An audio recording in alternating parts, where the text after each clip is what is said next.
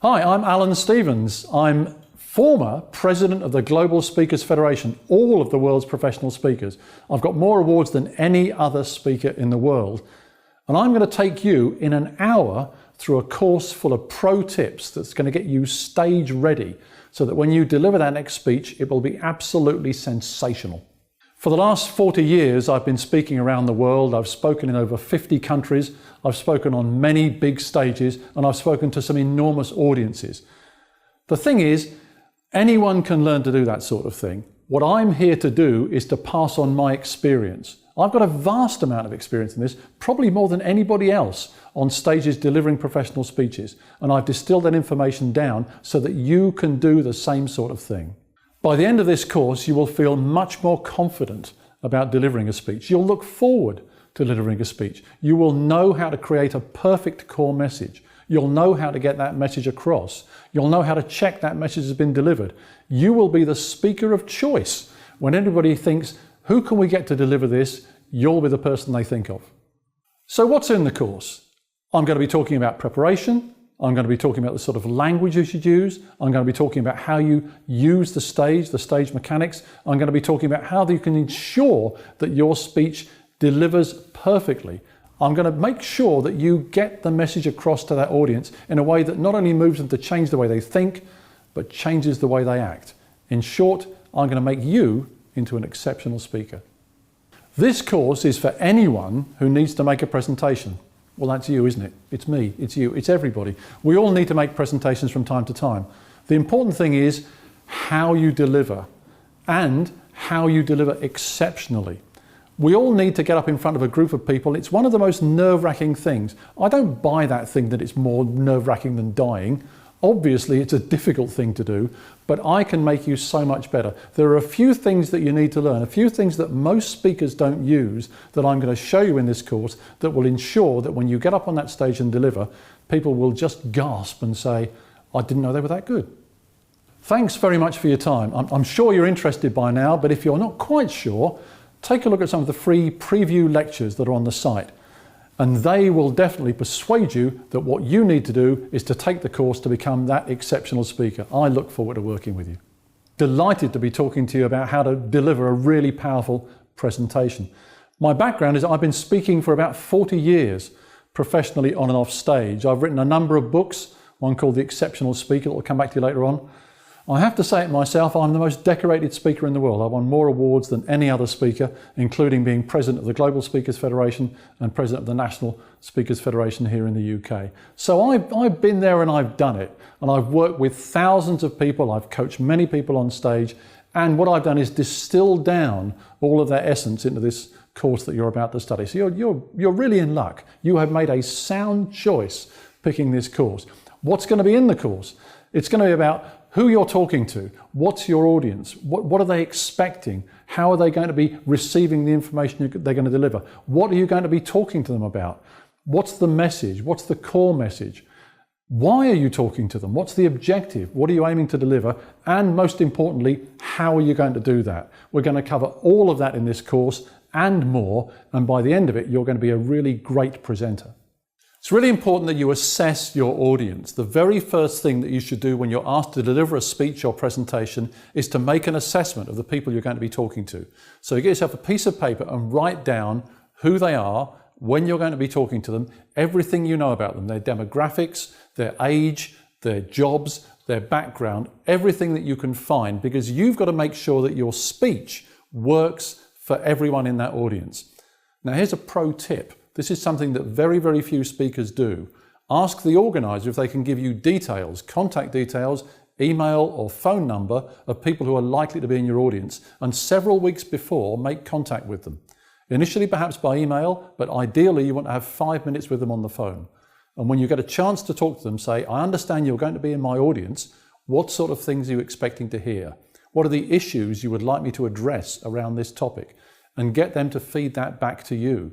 You can even take it a stage further. When you actually deliver the speech, you can refer to them by name and say, we had this conversation a few weeks ago, you told me this, I'm going to address that right now. What that does is to get you as close as possible to your audience. If you have made a thorough assessment, if you know exactly how your audience thinks and behaves, then you will deliver a speech that works perfectly for them. So it's absolutely crucial, but one of the first things you do is to make that audience assessment. Now you've got your audience profile, let's think about the objectives. Let's think about what you're aiming to achieve. Now obviously one of the most important things is to deliver a message. We're going to come back to that a little bit later on. But firstly, let's think about the style in which you're going to present. Are you going to instruct? You're going to inform? You're going to entertain? You're going to call them to some form of action? Or a combination of those? It's really important that you get clear in your head what your objective is. The problem with lots of speakers, inexperienced speakers, even speakers who are reasonably advanced, is that they don't really decide what they want to achieve in order to help the audience. People say it's all about the audience, and it is. We started with that exercise about assessing the audience, but it's also about what you want to achieve with them. So you need to think very, very carefully what your objective is. My advice to you is to write down that objective. Make it absolutely clear what you are trying to achieve, what message you're going to get across, and then we can look at ways in which you're going to deliver that. But if at the start you haven't got your objective clear, then the whole thing is going to fail. So you need to know your audience, but most importantly, you need to know exactly what your objective is. The outcomes are one of the most important things of any speech. There is no point giving a speech unless it has an outcome. And the outcome could be a change of mind, it could be a change of behavior, a change of attitude. But unless you change something while you're up on stage delivering your speech to an audience, you've wasted their time and you've wasted yours. And why on earth would that be worth doing? So you need to think, what is the outcome you want to achieve? Ideally, you want to achieve a change in behavior. You want to affect the way in which people think about something in order to make them act differently. But it could just be a change of mindset. It could be opening up their minds to a possibility they hadn't considered before. Whatever it is, you need to be absolutely clear how that's going to work. If you don't know what you're trying to achieve, you're not going to achieve it. So think about how you want to change your audience. A speech is a transformation. It's like a story. Any story is a transformation. The person who begins the story is different at the end of the story. It's like a film. The protagonist in the film is different at the start to how they are at the end. That's the point of a film. And it's the point of your speech as well. So you need to think through, what transformation am I trying to make happen? How am I trying to make that happen? And how are the people in my audience going to be different now at the end of my speech than they were right at the beginning? If there's no difference, the speech doesn't work. There has to be a difference, and you need to know exactly what that difference is. The worst time during a speech is actually just before the speech. People get very nervous. They get those butterflies in their tummy.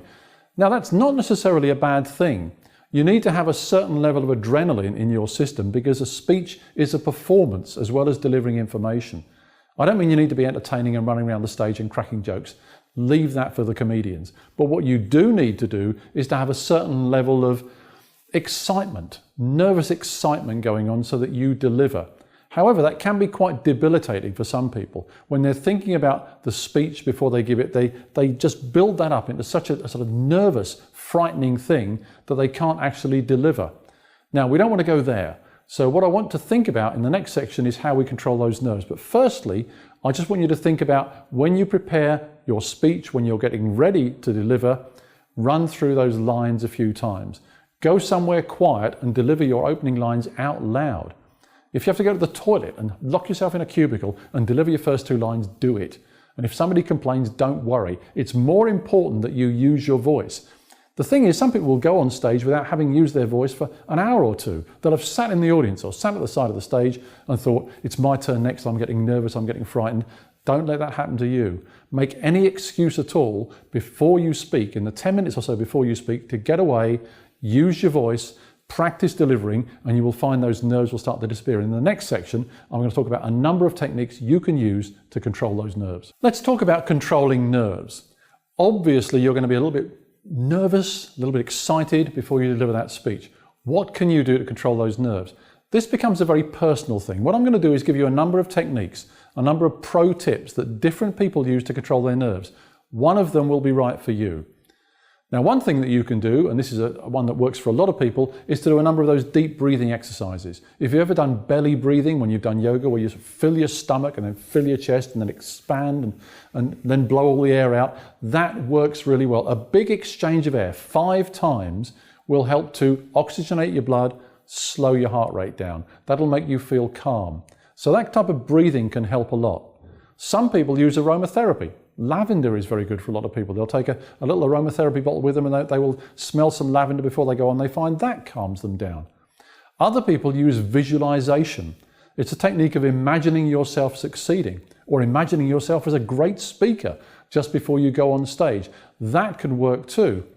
Other people I've seen have got a book of their successes that they were, and it sounds a bit over the top, doesn't it? But it works for some people.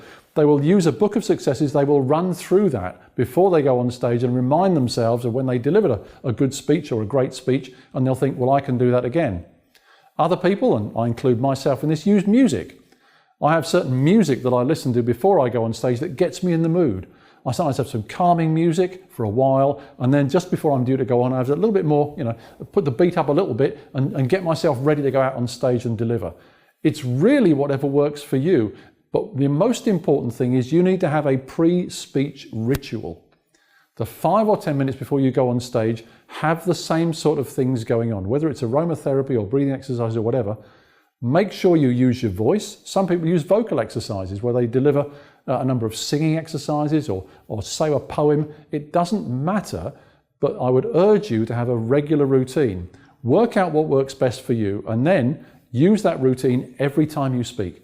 Go away, run through those 5 or 10 minutes, and you will find that when you arrive at the side of the stage, ready to go on and deliver your first line, you will be good to go. You need to think about what the audience wants to hear.